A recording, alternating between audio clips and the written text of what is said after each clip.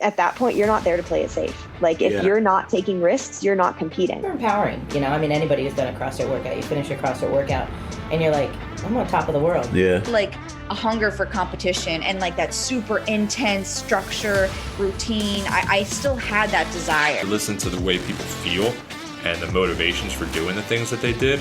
It was like they were describing me to a T. I'm not trying to solve everything for you, but I know that sometimes you just need somebody to listen. Learned the most is how to fill my cup by filling others. Welcome to the Hungry Dog Barbell Podcast. Join me as I talk with passionate people about their life's failures and successes, and most importantly, what keeps them hungry for more.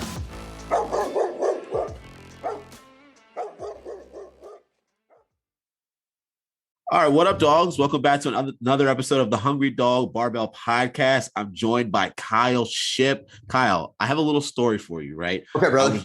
I was just listening to your episode with Bella Martin right before this, okay?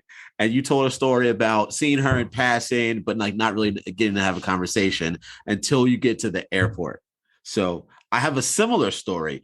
I remember I judged at the MFC last year, right? We talked about this. Yeah. I look up and I see you doing the commentation for the MCU, right? Like the live for them. I'm like, oh, I wonder how he got to that job, but like, it's one of those things that I'll probably never pass this guy again, Then competition's all over, in the airport, going home. That was out in Fort Wayne, Indiana. I live in Pennsylvania. There's not a lot of direct flights from there. The Midwest there is, but not a lot from Fort Wayne to back to Pennsylvania. So I had to wait. I waited in the airport, right? First off, Sean Ramirez ends up walking in and he sits down with me. We're chatting first. And just get to chat with him. It's like, all right, that's awesome. And then you walk over as well. And I'm like, wow, it's so crazy that I'm now conversing with these people that I was like wondering, oh, what's Sean Ramirez been up to? What's this guy? How did he get into all these things, And now we're sitting down to chat, man. So I thought that was awesome with Bella. Relates back to you, man. Kyle, what's up? How are you? How are you feeling today? How was vacay? Tell us everything. I'm awesome. I just got back from a week down at the beach on the Galveston coastline, and so you can see I got a little bit of redness. I was kind of playing around with my lighting here. I was like, man, can I get rid of this redness? No, it's here. I wonder if this is a video call as well. One of those I know, things. Man, absolutely. No, dude, it's awesome. Life lately has been great. We had my job here. I was doing an extra duty for about 19 months because we lost a position. And then just because of like where my position falls, like I kind of absorbed those responsibilities. We just hired somebody like 3 weeks ago and he's doing a wonderful job. And dude, it's so nice because like, I feel like I have all this time again because I don't have a full another position to do. So it's awesome. Right. That's perfect. So tell me what do you do full time? Do you work in media and CrossFit full time? Dude, I actually do not. I'm a pastor full time. So I do college ministry largely, mainly like kind of young adult stuff. So I have the greatest job of all time because I just get to go hang around a bunch of college students all day long. Yeah, it's so much fun. I do my best. I will say though, I do my best because I'm 39. I'll be 40 in October. I do my best getting to hang around college students. I try and make sure that like I'm in settings where I at least know some of them. So I'm not just the 40-year-old showing up on campus that everybody's walking around going, what's up with this guy? Why is he here? Oh yeah. But so that's given me some really cool opportunities. So one of the things that I actually do a ton of now, and MFC was kind of the kickoff to this, was I do a lot of the broadcast announcing for the local college, University of Mary Hardin Baylor.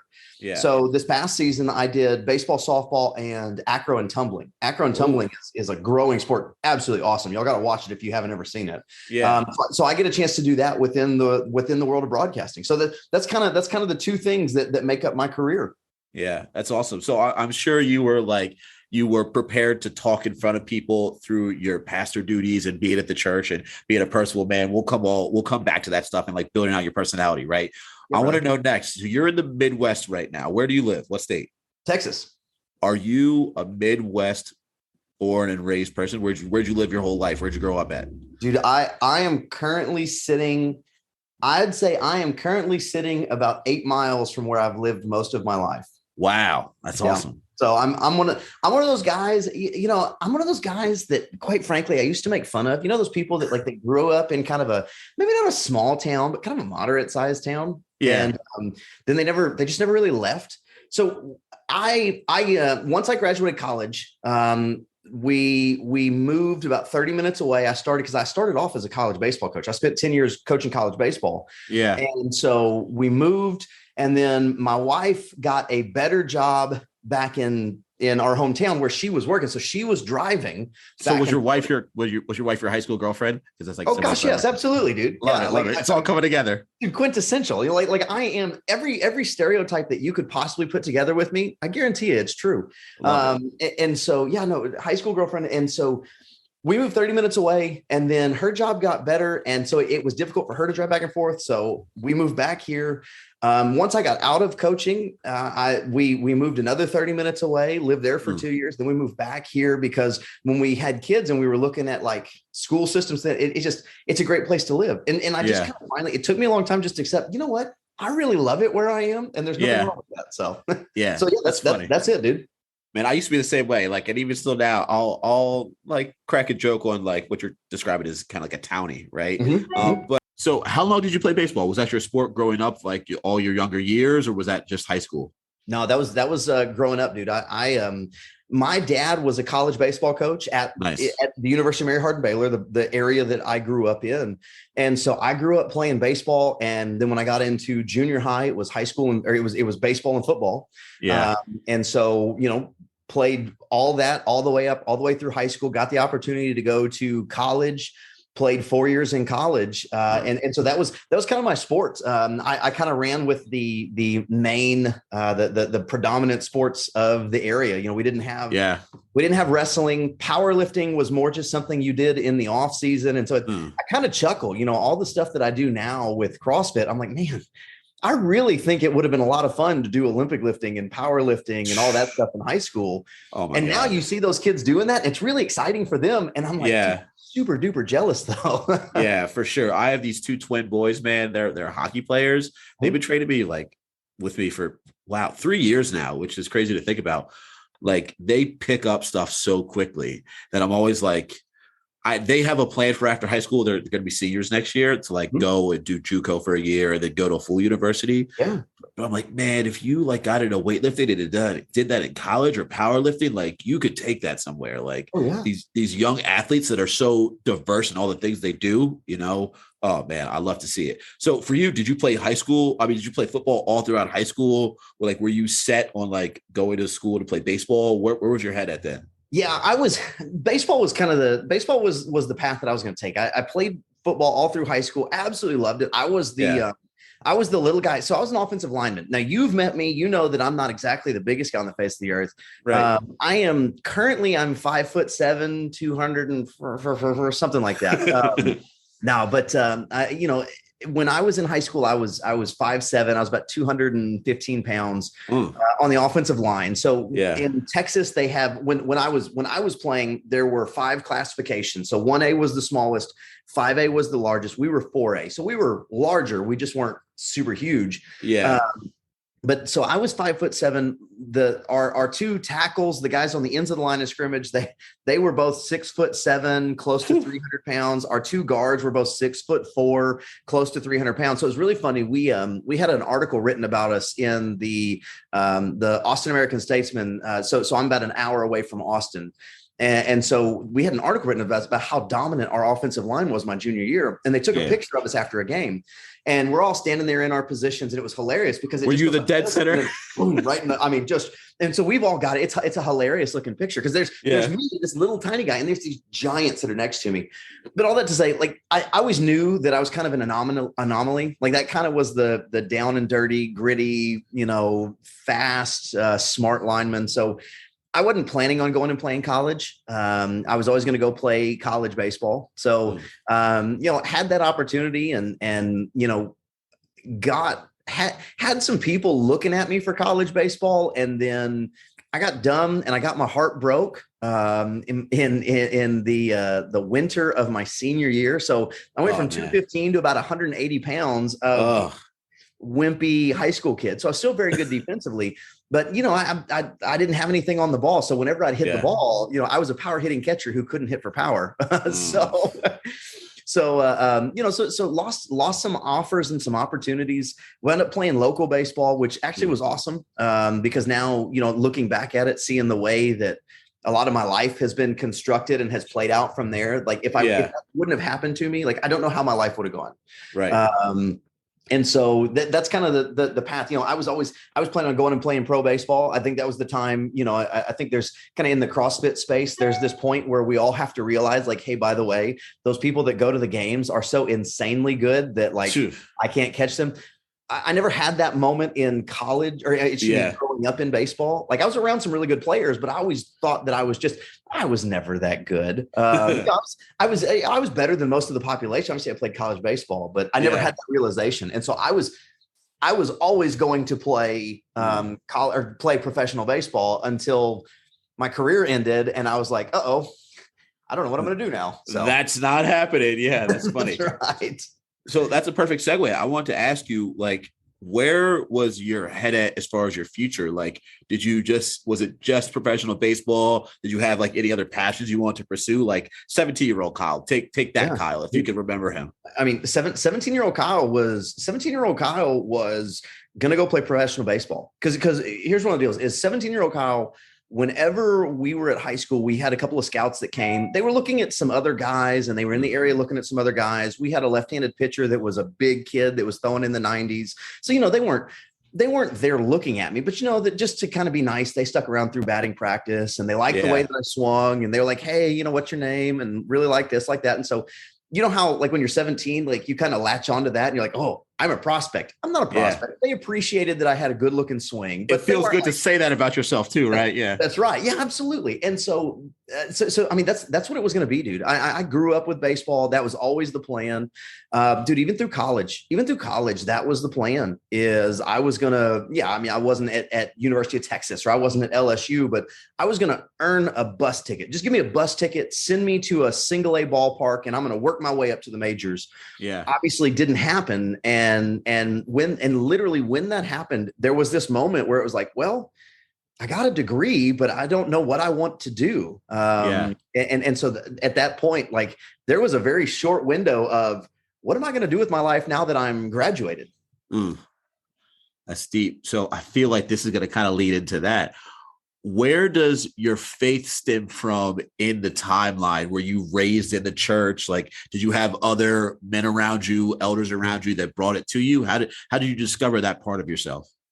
Yeah, dude. I was raised in the church. Once again, you ready for this? So I told you, man, I am the quintessential small town, grew up here. So I'm You'd be the movie character that they write down. Like when they're literally casting for people, they're like, they would write down, I'm looking for Kyle Shipp, That's right. So here's the deal is I'm a pastor in small town, Texas. And I encountered my faith when I was 8 years old at a vacation Bible school here at the First Baptist Church of Belton, Texas. Literally, it's the most like obvious story, but that's where I encountered it. I was raised in the church. I always had my parents they took me to church. I did a lot of the activities. We went to church on Sundays, on Wednesdays, but they never pushed me super hard with it. It always was something that I made my own. Yes, obviously I was around it. I think that's one of the things that you're exposed to things and that's what you see. And so I always grew. And as I grew in that, it always remained something that was stable within my life. It was something that was centered within my life while I was adding all these other pieces. So while I was adding baseball, while I was adding high school football, grew up as I was the Christian kid that prayed for the team before games. Football team. So it was an outward part of like you when you were young. Okay, that's awesome. It really was. It always has been a part of me with that. And then so the interesting part though is when I went to college, I got faced with some interesting situations. So the college I went to it was a Christian college. But the interesting part, it had a growing athletics department. Right now, it's one of the better athletic departments in Division III sports within the nation. I know not a lot of people know much about that, but for those of you that do, I mean, it's one of the tops in Division III. Yeah, and it was really growing at that point. And there was this there was this I don't want to say struggle and tension, but like I was too athletic. I was too much of an athlete to be a real involved member of the Christian community, but I was too much of the Christian community to really be accepted in with the full-fledged into the athletic community. Like there was this real struggle. Yeah. And honestly, and here's the deal, you know, we can only tell stories from our own perspective. And so that may be the way I was viewing it more than anyone else, that I felt that tension. I tend to be, dude, I don't know. I tend to be hyper overly aware maybe of what you are or even maybe thinking. Right. You see a small thing and you kind of make it. That's right. Bigger. And I start that. Absolutely. And so I'll tell you the truth, dude, I really struggled with it. My faith was always something that I owned in college, but I struggled with like, you know, what does this mean? What does this mean to struggle to be in with this group? What does it mean that I really thought that God had put me on there to be a professional baseball player? And now all of a sudden, like, it doesn't look like that's going to happen.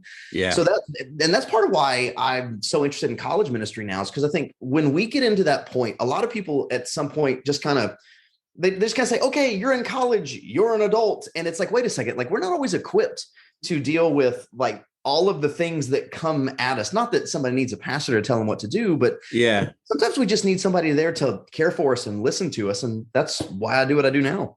Yeah. I think that the last part is really important. Like someone just to listen, you know, just to be heard can really help you.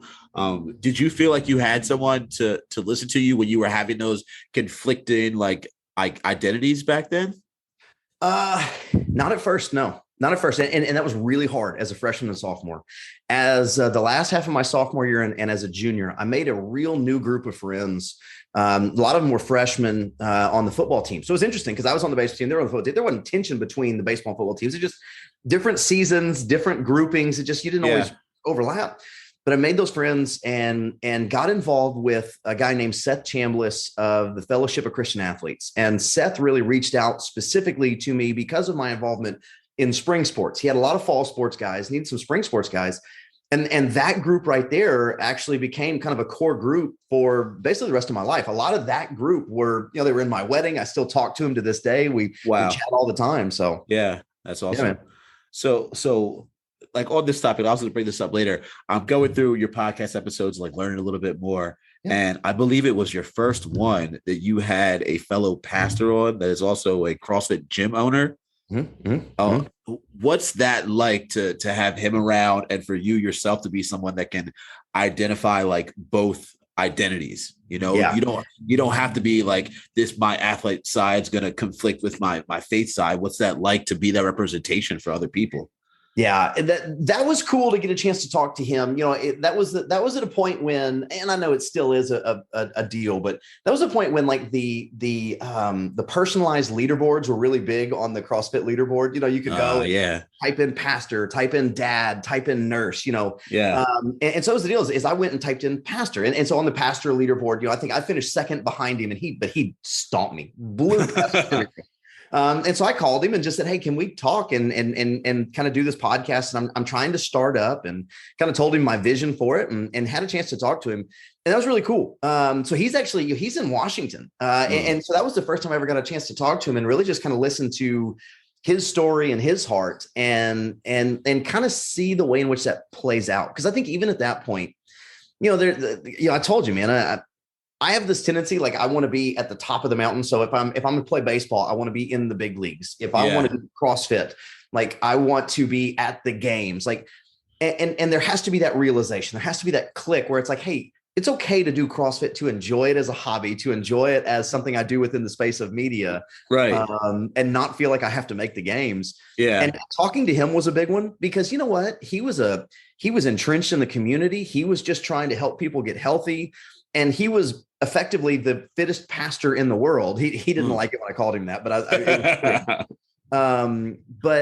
but yet he was just like, you know what? I'm doing way more good helping people, and maybe it's being an example, maybe it's listening to them, maybe it's providing a space for them to feel safe, than I am as a CrossFitter. And he was great with that. And that was an interesting point where I was like, you know what?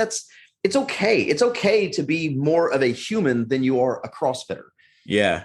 Yeah. To live both things. Right. And like to breathe that into the world. And I hope I'm not running people on the ground. I know not everybody, listens to people and want to hear them talk about their faith journey. I understand that can be kind of a touchy thing at times, but it's a safe space for you to listen if you're listening. Like that's what we're trying to create.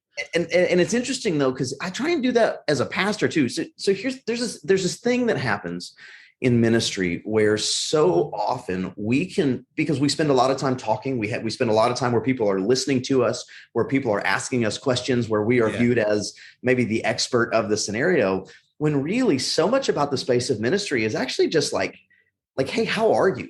Like knowing, maybe I don't know everything about you, but I know maybe there's this struggle going on in your life, and I genuinely care enough about you to ask you about it. I genuinely care enough about you to be like, hey, let's go get coffee. And I'm not trying to solve everything for you, but I know that sometimes you just need somebody to listen. Like that's so much more about what it's like. And so like you're talking about with your CrossFit coach, man, he cares so little about your Fran time and so much more about you as a person.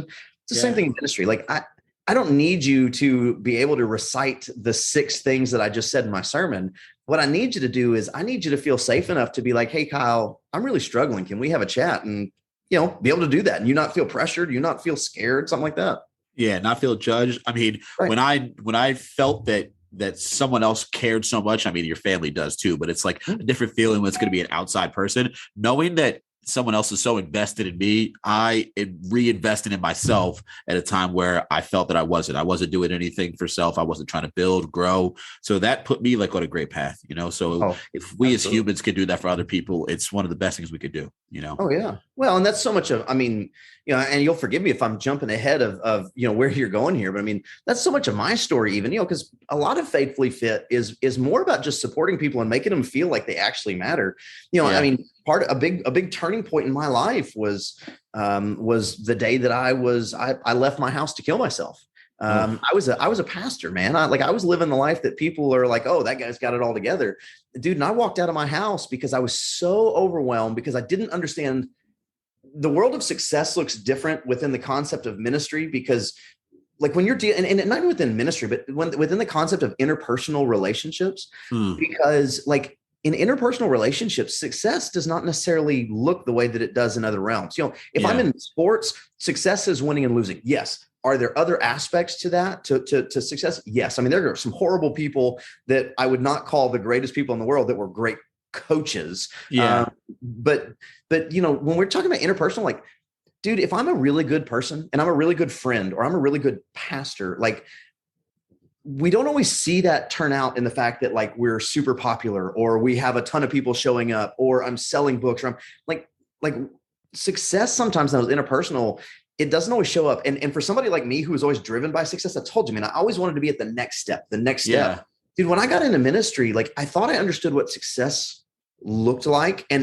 But I realized now looking back, like my concept of success was like popularity. Yes. Did I get into ministry because I loved building relationships? Absolutely. Did I get lost in ministry because it was like, how many people are going to think that I'm the greatest preacher they've ever heard? How many people are going to go back and listen to more sermons of mine? How many people are going to say, hey, we want you to come teach a Bible study. Hey, we want you to come do this. We want you to come do that. Like, and I started to realize like that was really weighing on me, because when I was in a situation where that wasn't happening, where my job was just to care for the people around me, I cared for them, but I didn't feel cared for, not because they didn't care for me, but I didn't feel cared for because the way I was judging being cared for was like, hey, we want to pay you to come speak at this conference. And when I wasn't, I was like, well, then nobody cares. And so now all of a sudden, as someone who had always built around success, and I had this faulty view of success, dude, it became so much. My wife knew that I was going through some stuff, but she didn't know the degree. I'd never spoken to her about it, because I came from a background where it was like, oh, you know what? If I've got a problem, I'm going to handle it. I'm the man. I'm going to handle it. I don't have to tell you. I don't have to tell anybody, because, it's probably, all these other people are dealing with the same struggles. They're dealing with the same issues, and they're fine. Yeah. So what's wrong with me? Like, why am I broken and unable to handle this scenario? So one day, dude, I left my house. And with the full intention of never coming home again. Wow. Dude, I had everything set up and planned out, and there's a road that comes from where we live now to where we were living at the time. It's one of the, everybody's got those roads around them where, effectively speed limits don't matter. There's always some roads that everybody's driving 90 on. What's going on all up there all the time, That's right. That's right. Well, and there's this spot where you come over hill and you go downhill into another small town. But before you get to the small town, there's a curve, just kind of a nice gentle curve. Right on the other side of this curve, there's a big oak tree. And I don't know, for listeners that aren't from where I'm from, oak trees are huge. Their trunks are gigantic. I mean, don't think redwood. I mean, but think about a trunk that like you can't wrap your arms around.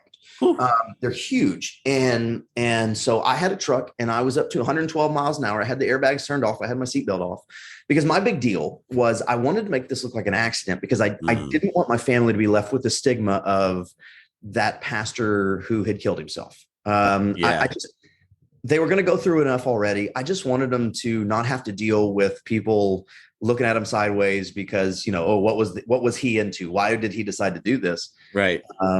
And right before kind of the point where I was going to leave the road, I just felt something in the back of my head. And you know what? Attribute it to what you will. I attribute it to what I consider the Holy Spirit kind of speaking. Some people just attribute it to conscience. Some people, whatever. But in the back of my mind, like I just heard, I'm going to be gone and my wife is never going to know why. And that immediately hit me because like I told you, I'd never told her.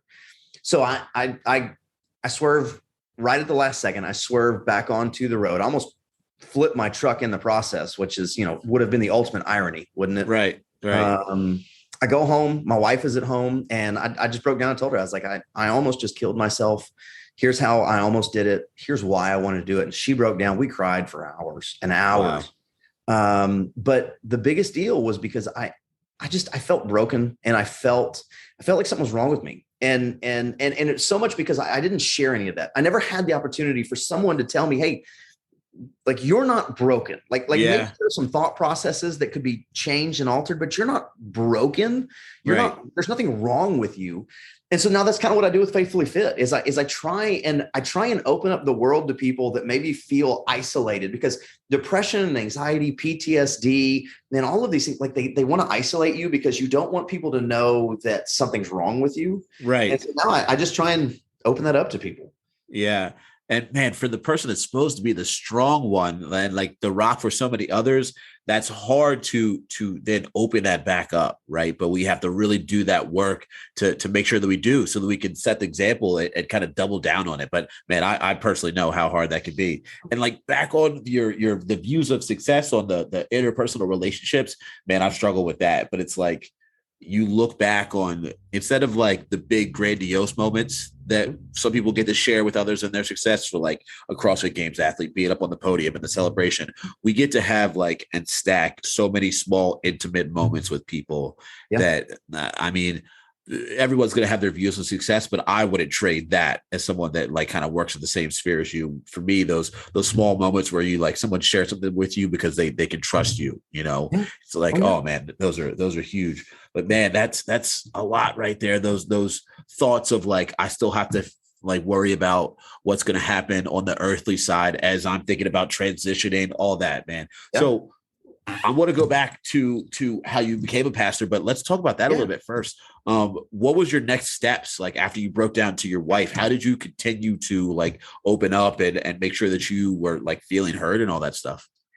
Well, I'll tell you, I didn't do a great job at first. One of the things that we did is the next week we went and we resigned at the church, told them we'd give it a month. We didn't want to spring this on them. Yeah. But I didn't tell them why. Because I'm not entirely sure that I understood at that point still. It's been 8 years, 7 years, excuse me. And so I've had to kind of break this down. I've had a lot of time to think about it. I didn't really know at the point. We came back home. Obviously, my wife was still working in this area. She was a nurse, had a really good job. We were staying at a family home. So we were paying, low rent. That is when I started, that's actually what got me involved in a lot of the CrossFit space that I'm in now. I was doing CrossFit, but I was just starting to do odd jobs back then because I was just trying to find ways to make money. I didn't have a job. I just left a full-time job because, I couldn't stay there and continue to do that. Yeah. And so one of the deals that actually happened was I got invited by Katie Herman, who runs Rosie Joe Meals. Not sure if people recognize that or not. Rosie Joe Meals does a lot of meal prep for some very big time athletes. They're sometimes they do like delivery, but a lot of times like they're at the games and people bring them to the games to do meals like behind the scenes for them, so they don't have to worry about it. Well, she was working for Power Monkey at the time. And I think she still does. I say at the time, I think she still does, and she, she knew that I needed some cash. She knew that I loved CrossFit and said, "Hey, do you want to come and work in the kitchen out at Power Monkey?" I was like, "Yeah, sure. It sounds great." Dude, freaking CrossFit summer camp, man. It was amazing. That sounds dope. Yeah. And it was awesome. And there's all these experts. Now, here's the deal though, is I wasn't out like going to the camp. Like I was working in the kitchen, but like all the people are walking through the kitchen. I get to know all these people. I mean, dude, like the very first night that I'm there, I get a chance to talk to Cole Sager. Cole Sager was my idol. The dude's over at State, and he's this great athlete. He's a lot of fun to watch. He's a former football player. Right.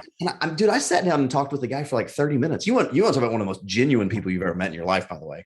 Right. Man, but I got to meet, Ron Ortiz. I got to meet some of the people I did a part in their wedding. I mean, Kogan Nelson and Vanessa McCoy Nelson. I got to meet them there and develop these really great relationships. Through a lot of those relationships is how I started to process some of these things. Because that's a big deal. The tagline of Faithfully Fit is it's about relationships.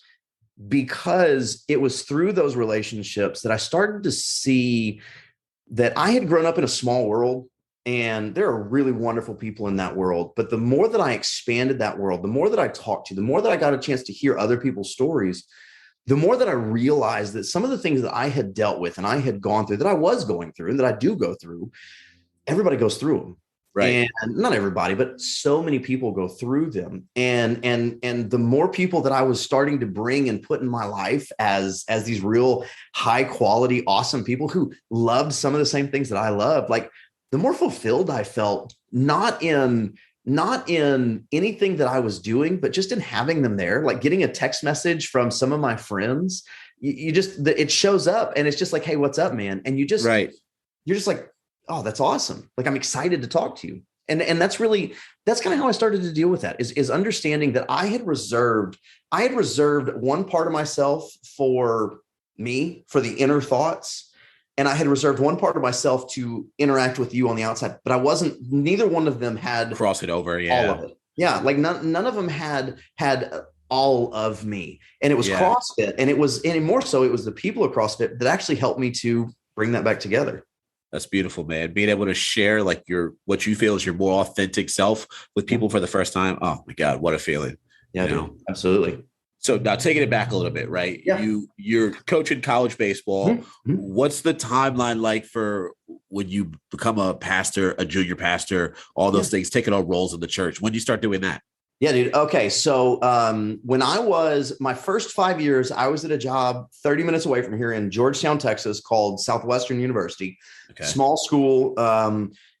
Started off as a volunteer coach, got brought on more as an assistant coach. And in 5 years there, the first 3 years just kind of went about my business as a coach. The last two really started to realize that there was more to coaching than just winning baseball games. And if we weren't building humans the same way we were building athletes, then we were failing. And so the last 2 years, I kind of started to do a little bit more in terms of like a kind of two parts. One, a Bible study for the team, but two, really just trying to take a more active role in learning about guys' lives, trying to be that personable person I always had been. I think the first 3 years I was kind of searching for who I was. I tried to be kind of the hard-nosed coach and the distant from you coach and that coach that just would get in your face. And that was never me. It's not me. I mean, you've met me, it's not me. And it was never me, but I was kind of forcing that. As I learned that that's not who I was, that I was more about how do we build young men, kind of got into the Bible study and just the diving into people's lives part of it.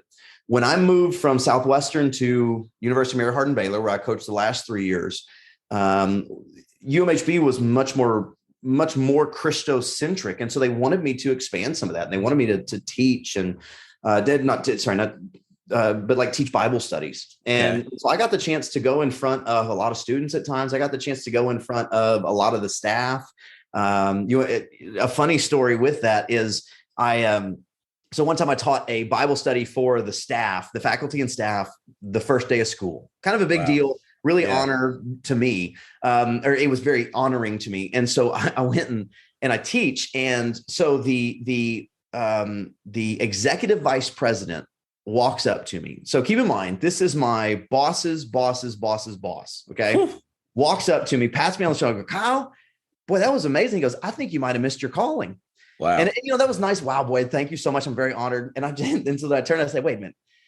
Did a guy who can control my future just tell me that I'm in the wrong profession? Like, wait a second here.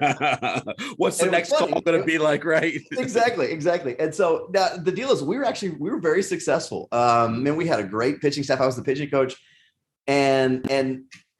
But as I was getting more exposed to having the opportunity to do some of these things, I started to realize that I loved it. Absolutely loved it. And I started to realize too, that I loved the relationships I was building with the young men more than I loved the game of baseball. Baseball actually started to become a hindrance to the relationships that I was building. Stack that on top of the fact that we just had our second child. I've got 2 kiddos and our second one was just born. And I kind of decided like, okay, I think there's something else that is being created for me. So I stepped away from coaching in May, thought that, God is ordaining this. And so I'm going to have a job right away. Not even close, man. It was like 9 months, so I stepped into a pastoral role at a small church. I was the pastor. Not only was I the pastor, I was the only person on staff. I was the only guy there. You were the staff. Yeah, I was the staff. And I was a pastor of a church that, there were deacons that had been a deacon longer than I'd even been alive. We're talking about guys that had been, center points of the church for 60 years. And here I am as this 30-year-old walking to the church. And that was actually, so I was there for 2 years. That was actually the church that I wound up, thinking that I needed to kill myself. So we stepped away from that. And then, so came back here, through the process of healing, got hooked up with my current boss. His name's Jared. He's the pastor at this church. And that's a new church, right? Because you said you were there when you. This is a new church. So I've worked at 2 churches. This is the second church. And he just kind of asked me if I would be interested in kind of kickstarting their college department because they didn't really have one at the time. But obviously there's 2 colleges right here in the area. And so that's kind of how it started. I was a part-time college minister and doing a bunch of other things. And it's just kind of continued to grow to the point that it is now where I'm a full-time staff member and doing a lot of, so I do a lot of audio and visual stuff with the church. I do a lot of videos, do a lot of sound bites, and kind of overlap that with the CrossFit stuff. That's awesome. It all kind of blossoms out, once you open up a little bit more. So I have a separate question, but I want to ask you real quick, doing that, the audio visual stuff and kind of some of the media stuff and the online stuff, where'd you get those skills from? Did you already have that or were you self-taught? Self-taught. I started to learn that because we were trying to do some stuff with the church. And I just kind of said, you know what, if we're going to do this, we need to be able to do it. And so I just kind of through watching YouTube, through watching kind of some of the guided clips on Lightroom and on Final Cut, just learning it myself. There you go. That's awesome, dude. I'm going through that right now with having my own podcast. That's awesome. So you were talking about Faithfully Fit, your show, an episode that I really love. I was just listening to it earlier. You talk about masculinity and it relating back to your faith and Christianity specifically. And you talk about having a revolution with what that means. You talked about it earlier in the episode. You had kind of a not super rigid, but structured way of thinking about who you were supposed to be. And did that start to evolve when you opened up to your wife? Before that, when did your masculinity start to change and what you thought about your role? Yeah, I would say it really did start to change whenever I opened up more to my wife. Like we said, high school sweethearts, I love that woman to death. I don't think I ever fully appreciated how much she supported me and cared for me. I think I had kind of tied my ability to be the big, strong man to her desire to care for me, which was horribly wrong. And I learned that once I started going through a lot of the stuff that I went through. There were times when the only person who fully understood me was her. Wow. And I was the most vulnerable and open to her in that moment. And so I was at my weakest with her and realized how much she cared for me. And I also realized at that point how much I needed her and how much I leaned on her for that strength. And so that was really when things started to change, because I was no longer the big, strong man, I was, but also I didn't feel like it at the time. Yeah. And so I started to have those things that started to change. The more that I started to experience what life in genuine relationship was like. And so we're not even talking, so that you moved on. I mean, you talk about this revelation, not just with her, but I mean, man, with so many of my friends, and especially so many of my friends that are in this CrossFit space. I'm not trying to leave out my friends before this, but especially my friends in this CrossFit space, dude, I am so unbelievably open and emotional with those guys. And they are with me too. And so it's interesting, we talk about this, whatever culture you find yourself in the midst of, a lot of times, we have this concept of men, and men are these grunting things that don't show emotions. But really, some of the best relationships I have, man, are ones that it's like, it's just like, hey man, I was thinking about you. How are you today? And the opportunity and ability to just be like, dude, today sucks. Like I'm broken. I'm hurting. And they respond and interact that way. So it did. And I think that a lot of that is just through life experience. And I think that's how we kind of develop some of those processes where we actually while we become stronger, we also become a little bit softer. That's beautiful, man. And you're talking about the ability to be vulnerable, and guys out there, if you're listening, man, if you don't have at least one other guy friend, especially like any kind of friend, guy or girl, but a guy friend that you feel that you can just say yo, dude, I'm not okay, or I'm going through this, or just someone that would lend an ear, try to find a friend like that, Yeah. Well, so much of what I do through Faithfully Fit, people reach out to me and we have conversations about stuff they're going through. And one of the first questions is always like, okay, who do you talk to about this? And they may tell me a few people, something like that. I'm like, okay, tell me another person, especially when it's a guy. And this, I hope it doesn't sound chauvinist or anything like that, but it's like, tell me another man that you can call and cry to in front of. And normally there's not one of those. And I get it, man. Not everybody has the same background. Not everybody has the same ability to make friends on certain levels. Yeah. But typically when we don't have the ability to be emotionally available to another male friend when we are men, it really aligns with a lot of these emotional problems, because you wind up trying to deal with this so much on your own that it's so incredibly difficult. Right. Because how can you ever truly be strong if you don't ever allow yourself to be weak? Absolutely. What is strength if you never have the opposite? Yeah. Well, I mean, even you take strength and you put it into an understanding that all CrossFitters understand. Okay. When you first started CrossFit, how many times did you want to take a day off? Never. You didn't want to take a day off. You took a day off when you physically couldn't get out of bed. Right. Well, the problem was wow, okay, fine. You were coming from a place of, depending on whatever your background is, you might have been coming from a place where you were not very physically strong. And so any movement and any exercise at all was going to make you stronger. Well, but then as you get further into the process, like right now, dude, I'm 39 years old. I had to take, so my last competition was the Masters World Championships in Cairo for International Functional Fitness. I had to take literally a year off from CrossFit because I had beat myself down because I wasn't taking rest days. I probably wasn't eating as well as I should have been. There's so many things. And so physically I was deteriorating. I was getting hurt more often. I was getting weaker. And this is the thing is if we, in the concept of strength, you have to have days when you are willing to accept that you are not at the strongest that you have ever been in order to become stronger in the future. It's the same thing with us in our emotional states, dude. If you're right, if we can't at some point admit dude, I need someone else to support me in this point because I don't have the will, I don't have the character at this moment to support myself. Right. You're not going to actually become stronger because you're just going to continue to beat yourself down until one day, a year from now, you're like, dude, why am I here? Why am I at this point that I'm at?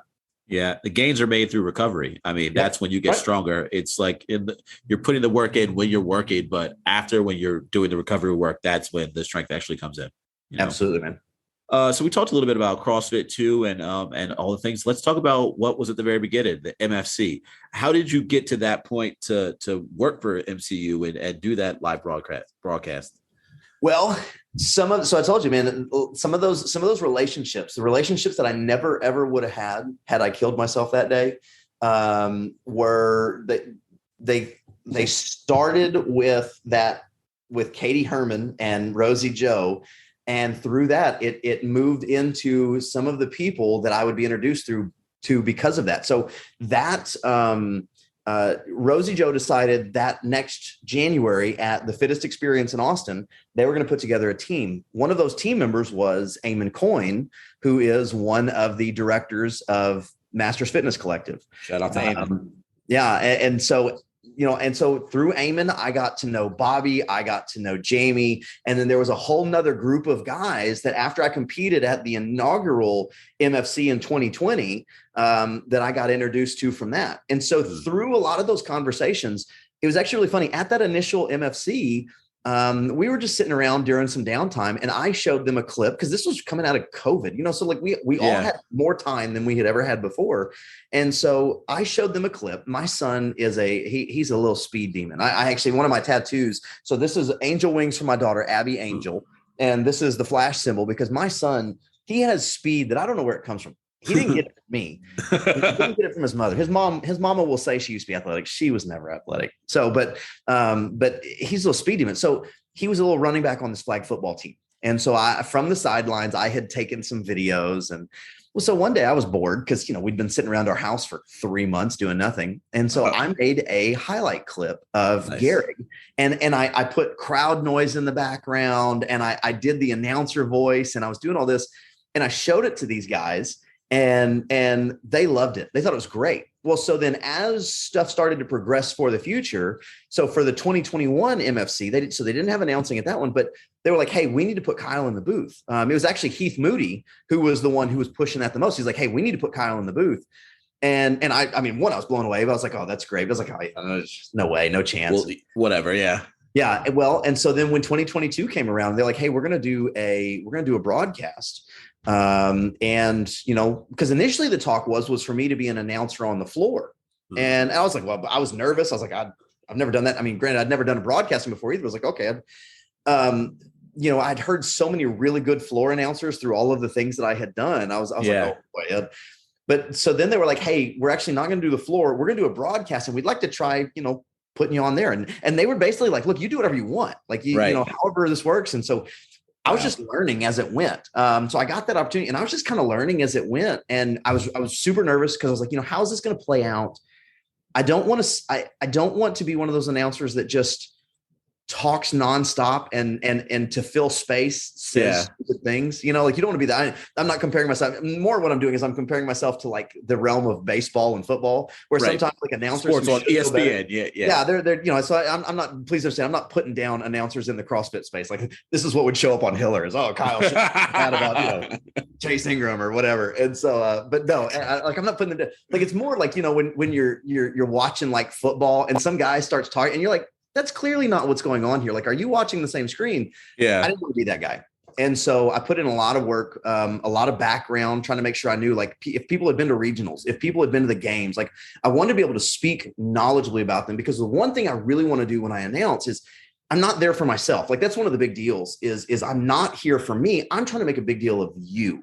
And so I want to speak well of you. And did you finish in the top 10 in the quarterfinals this year? Well, if you did, I want to be able that when we're talking about you, when you go out and hit a 280 snatch, like, boy, there's Ryan Anderson who hit a 280 pound snatch. He's a former MFC champion. And, I want to be able to say those things and really give people the experience. Because one of the things about MFC is they're trying to really give masters a high quality experience on a level that they don't really get a chance to have at a lot of other places.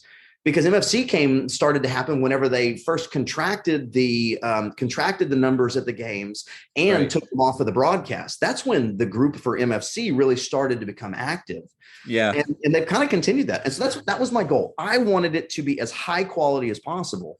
And so at the end of the weekend, it was, man, I had some amazing feedback and I was blown away. That was the first announcing I'd ever done in my life. So that's amazing. Wow. And for everyone that hasn't been to the MFC or doesn't know about it, it's the level of competition of the games with the coverage for the Masters. Those are the age group athletes. That's what it's supposed to be, and that's what their goal is while it's happening. There's last year I was a judge. There was the 35 to 40-year-old winner was the games winner in that same division. So yeah, it's really cool out there and everything. What were some of your takeaways from that? Like you got all the good feedback. What'd you feel like on the plane ride home? I can do this. That was the deal is I can do this. Like I said, and there was some good feedback, and I was really honest with myself. I went back and listened and watched, and I was like, okay, where can I do better? What did I do wrong here? What did I miss here? What can I improve on? But the overall takeaway was that I loved it. There had been very few things that I had ever had as much fun doing as that. And look, I love competing. Like I've competed, I've done lots of things before, but I will always, always, always announce as opposed to compete because of how much I loved it. And so it was one, I loved it. Two, I can do this. And so now it's just, it was more, the plane ride home was, how do I find opportunities to be able to do more of this? And that was really cool. I think people enjoyed my unique style of dropping in some humor. I'll tell you, I have a good buddy named Aaron Hoochin. Aaron has the biggest calves you've ever seen in your life. The biggest calves. They're bigger than his dang quads. Wow. And every now and then, I would, when I would talk about Aaron, I would drop in a joke from time to time. Now, here's the deal. Not everybody's going to get it. I say it real quick and just drop it in. But the people that know Aaron, oh my gosh, Aaron kept sending me text messages talking about how many people were laughing at the jokes about Aaron. But there was that. But I brought on. Really effectively, Jess Ortiz throughout the weekend helped. Jess was really just starting to get her feet wet in the organization of MFC. That's Ron Ortiz's wife. Yeah. And she started to help, but really, I was just like, as athletes are walking by, so I'm up on this balcony that's up above. And as athletes are walking this direction underneath me, I'm just yelling down at them like, hey, will you come do a go pop up here. Yeah. And so I've got Anna Tunnicliffe walking, like, Anna, will you come up and do an interview? And so here I am talking to Anna Tunnicliffe while we're watching and it was really cool. Those were some of the takeaways. Obviously, a lot of things to improve on, but it was just, I love it, and I can do this. And I would really love, what I'd love to see? I would love to see an opportunity maybe at the games. And once again, not bashing anybody, but I'd love to see an opportunity at the games to have Masters specific announcers. So that way, maybe we go into this and so much about all of the athletes. It would be really cool to be able to personally be able to speak about a lot of those athletes on the same level that we talk about when we're talking about, teams and individuals. Absolutely. I think that would be really cool to be able to bring more personal knowledge rather than just, what you're able to see on the stat sheet or something like that. Yeah. On that note, we won't go down a big tangent on CrossFit and everything, but I wonder, because I don't want to be the person to just assume things, why can't we have something like that for the Masters or for the different age group qualifiers for the teams? Why can't there be a full broadcast staff? Because different things are happening at different times. And I get some of it behind it. CrossFit's come out with more of the media stuff and letting people go because there's already other media. So why would they pay more people? Whether people are going to do it for essentially free and grow it. They're going to get paid by their people. So I get part of that. But why can't we? I feel like the sport's grown big enough that we should be able to handle. There is a staff for the individuals. There's a staff for the Masters. There's a staff for the team. There's a staff for the teams. Just throw that out there. CrossFit, you're listening. That's what the people want. We've shown that we are invested in everyone else. So, we do love the individuals, the elites, but, it's funny. You talk about that. You talk about people are going to show up and do it anyway. I wonder I wonder, since they don't show everything on the broadcast, I wonder if I could go and like strap a GoPro to my head and get a microphone and just announce from like right down the side, like, go and because when you're at the games, there's not all that many people that are at the masters and teens events. You just kind of line up right down the line and just get the microphone and announce with the GoPro on your head. do what you can. There you go, baby. We're not gonna get in trouble. I keep going with that conversation. But all right, here we go, dude. Let's talk a little bit about Faithfully Fit to wrap this up here. Tell me, when did you first start podcasting, and when did it become like an idea, even just in your mind, about the brand and what you wanted to do with it? Yeah. So podcasting came a little bit after the brand. So the big deal, when I went to Legends in 2019 out in San Diego, that was really the first dip in the water of Faithfully Fit. So, on the Faithfully Fit logo, it's got the big curly green mustache. Lime green is the color for mental health. And then obviously, the mustache kind of has become my signature look, I guess. And really what it was people don't expect someone in the lane next to them to have a big beard and tattoos at a CrossFit competition, who's also a pastor who is genuinely asking them questions and genuinely cares for them. And so really the deal was I had so many awesome conversations, built so many amazing relationships. And here's the deal is whether, faith in the midst of it or not, I had so many deep life conversations where people opened up to me because of the way in which CrossFit kind of breaks those barriers down already. We're already here all doing this crazy thing. We love, quite frankly, a really crazy hobby, and we are spending a lot of money and a lot of time on it. And so you automatically start to break some of those things down because you all have this thing in common. And so really I started to understand that my story and the stories that I can bring in were impactful for other people's lives. And so that was where in 2019 of September, I believe, that was the kind of the first bit of Faithfully Fit. The logo and some of the ideas, the social media, the way in which I was packaging things, they came a little bit later. And then the last thing to come along was actually the podcast. Once again, I tend to be kind of slow with some of these things because through some of the things, I'm always very cautious. Like I said, most of what I do is about supporting you, is about building you up, is about caring for you. The last thing I want to do is be like, hey, you need to listen to me. Right. And so I had to argue with myself for a long time about starting a podcast. Do I have things that people want to hear? Do I have things that I think are bringing value to the community? And when I kind of finally started to understand that maybe there are things that I can talk about from a different perspective than other people, that's when I went with it. Obviously I do a lot of interviews. And so that's kind of how that all came about. I've got a backlog of episodes to post as soon as I can get access to it again. That's funny. But yeah, that's awesome, man. And what was it like interviewing in the very beginning? Would you feel comfortable with it right away? I think I did. I did because the first couple of people that I interviewed were, and they're really a couple of the very first interviews you'll see on there. They were just friends. And Nick Aranda was a great one. Boy, he's an incredible masters competitor. He's a box owner down in Houston, very successful box, and just one of the most wonderful men you'll ever meet in your life. Yeah. And then through him, I got to meet a couple other people and just asking them, and really, because it's more just about asking questions. I think when I realized that hosting a podcast, and you're doing an awesome job of it, is more about asking the question and just letting people tell their story. Yeah. That's what it's more about. I just want people to tell me their story. And so that was fun because it was way more of a conversation and way less of a content creation. And A/B kind of interview process. Yeah, man.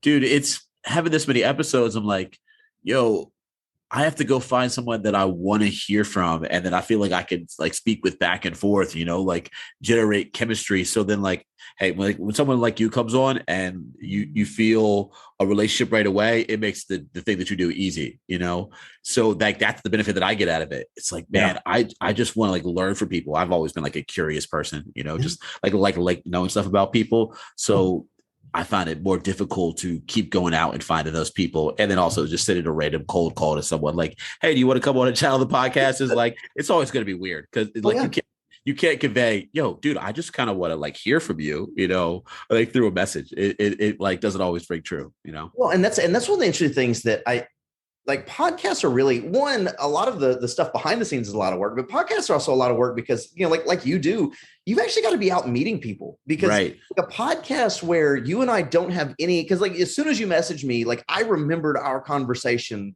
with Sean Ramirez sitting in the airport, it's right. really funny about there's not a lot of direct flight. Dude, there's not a lot of direct flights from Fort Wayne anywhere. So literally, I said that I live in Pennsylvania. My flight went to like North Carolina and then PA. We barely were even off the ground. We were like coasting. I'm like, this is so dumb, Yeah. It's like, hey, can I get a parachute and just drop out right here? Literally, just tell me the drop point. I'm all over it, Right. But like you got going and doing things like that's one of my favorite things to do. And I hope I can do it this year. I'm not sure if the timing is going to work, but like going to the games and you just go to the games and you just walk around. I walk around, I always walk around with I've got my fanny pack on and I got my mustache. And so anytime somebody compliments my mustache, I whip out my fanny pack and I always have a bunch of stickers in there. Yeah. I hand them a sticker and everybody looks at you and go, oh, hey, this is cool. What is this? And then I get a chance to kind of tell them what I do. And then that creates the conversation. I mean, this week I've had a couple people that have emailed me and said, hey, are you coming back to the games? I'd love to talk to you again. Right. And that's, you have to be out building relationships. And that's what makes these things so awesome. Yeah, man, the MFC was, I think, my first or second big competition, like being it. And that's when I come home, people are like, oh, what's it like judging? What's the whole experience like? I'm like, man, we all get to be in a CrossFit community. I mean, my gym owner, she's a level 4. She works with some of our staff. So we get a lot of it every day. But to be out in the broader CrossFit community, I'm like, wow, I don't want to take this for granted. The fact that there's so many other people out there like me that might be a little bit different, but they think like me, or they just share something in common, Yeah. It's amazing feeling to go out and experience, Absolutely is, man. Absolutely. It's great. So Kyle, man, like for Faithfully Fit and for you, like what's next? What are you hungry for? Boy, I don't know. Honestly, I'm always looking for ways to get out and to meet people. And so, we got MFC coming up in October. So I'm really excited for that. In terms of Faithfully Fit, I'm excited. I've kind of restarted the t-shirt idea. One of the things about Faithfully Fit, it's really awesome and I love doing it. And I love being able to pour into other people, whether it be from a mental health side, from a faith side, or a combination of both. So probably going to be kicking up the t-shirts again soon. I got a couple of really good ideas. And that's kind of the way that I raise money to be able to go and travel and do those types of things without putting my family in a hole. So, kind of be on the lookout. When I do that, I'll put it on social media. It's, my Faithfully Fit stuff on Instagram is Faithfully Fit CF. Without, once again, one of those conversations to avoid getting in trouble with. But, one of the things that really drives me nuts is people that are trying to take advantage of other people and like, sell them like a training program that's, faith-based. It's like, come on, man. Like God didn't put barbells in the Bible. Like he did. So sitting here telling you like, oh boy, this is based around this biblical character. It's like, you're just trying to use the concept of faith to sell to people that are open to that, So if you go, you're going to see the big green mustache, big curly mustache says Faithfully Fit in the logo, Faithfully Fit CF. And that's for that. With me, dude, I got a couple of things that I'm excited about. I'm starting to kind of get back into the swing of training again. And I was actually, I hit a 315 clean the other day. That's a lifetime excitement PR for me. Let's go. Loved it. And so, so looking at the 40-year-old division in the CrossFit Open, This will be my first year in the 40-year-old division. I got no idea how it's going to play out. I'm not a games athlete, but I would love to go and give it a swing and see if I can finish top 100 in the quarters. That'd be great. Right. But who knows from there, man. I mean, I keep waiting around, hoping that maybe one day one of these big competitions is going to be like, they're going to shoot me a message on Instagram and just say, hey, we'd love to have you come out and broadcast the competition. I think maybe you talk about what am I hungry for, dude? That's what I'm hungry for. That's it. You got to speak it out into the universe, man. That's right, man. We got to get it out there. If we don't get it out there, nobody's ever going to know. You got to tell the universe what you want, man. And you can take that however you want. The universe, God, energy, tell it what you want. And that's how it comes back, That's right, baby. Oh, man. Kyle, this has been a beautiful episode. It's been so great talking to you, man. You have any last words for the people? Dude, you're not alone. Develop some relationships that you can genuinely share your heart with people and grow a curly mustache. Funny enough, I just shaved my facial hair off. I wasn't real long like you, but I had a nice little beard. Oh yeah, baby. And man, I went out for a bar crawl with some of my friends for my friend's birthday. Got my ID with a fresh shaven face. Oh no. Yeah. Man, they were giving me hell every single place that I went to. That's right. I was I never felt like a little kid again so much. It was crazy. That's right, baby. Man. But all right, Kyle, thanks for coming on, brother. Dogs out there, thanks for listening to the episode. Peace.